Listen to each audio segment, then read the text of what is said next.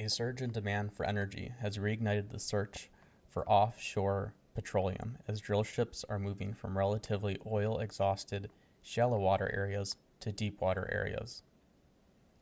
Shallower fields have been thoroughly exploited. Much of the easy oil in the North Sea has been extracted. In the 1990s, the North Sea supplied 8% of the world's oil, but only 3% now. North Sea rigs have been leaving for either deeper waters or staying behind to seal off old wells. The Gulf of Mexico is relatively shallow and has been thoroughly harvested. It is less profitable than in previous decades. Oil rigs are moving from areas that were once busy, like the North Sea and the Gulf of Mexico, to frontier regions like Guyana, Brazil, and areas controlled by Saudi Arabia.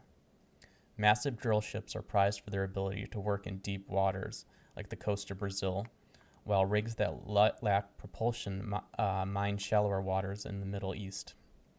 1/3 of drill ships are off the coast of Brazil, Guyana, and Suriname alone. Deepwater drilling has been dominated by the so-called Golden Triangle of Brazil, the Gulf of Mexico, and West Africa. 2/3 of contracts in 2022 were for this region.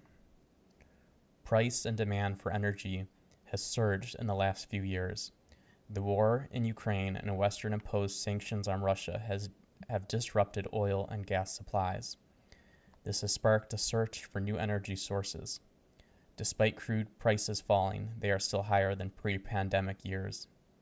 Prices are also well above the price needed to break even on offshore wells. There are approximately 600 rigs worldwide available to lease for offshore projects in December 2022. 90% were working or under contract to do so. It costs approximately $400,000 per a day to lease drill ships in 2023 versus $300,000 in 2022 and $200,000 in 2021. Rates are expected to exceed $500,000 per day next year. Offshore drilling started in 1897 off the coast of Santa Barbara, California. A 300-foot pier with a series of rigs was designed to drill in water up to 35 feet deep. This field produced over 3 million barrels of oil during its 50-year lifespan before it was abandoned in 1940.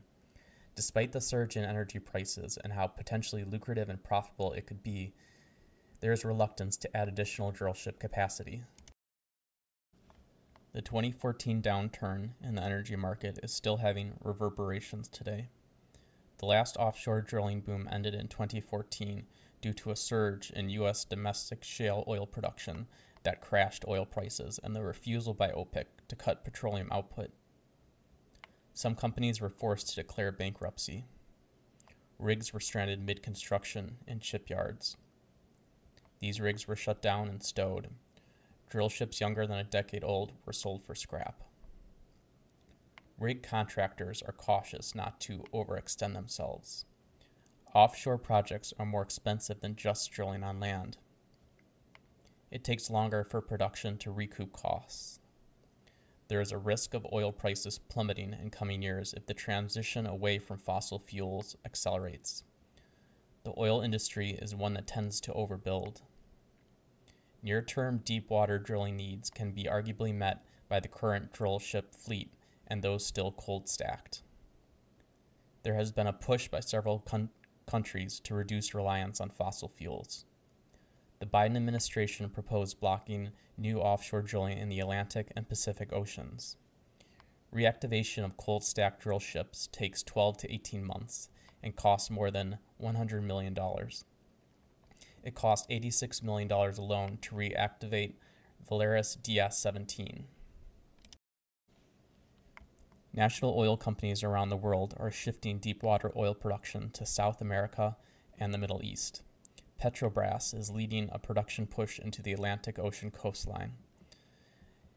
Petrobras is expected to invest $78 billion from now to 2027.